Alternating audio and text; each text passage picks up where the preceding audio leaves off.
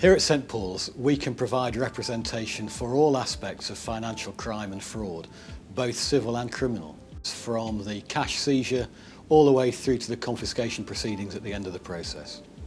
As a Chambers, we both prosecute and defend, which means over the years we've built up a huge depth of knowledge, and that's knowledge which we can all draw on at any time.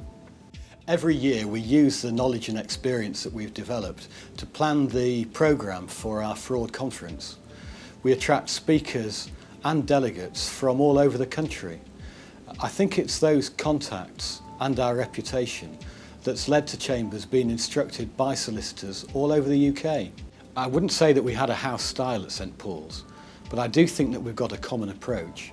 We're used to handling huge amounts of material, distilling it down to its essential points, and then working hard to achieve the best possible outcome for the client.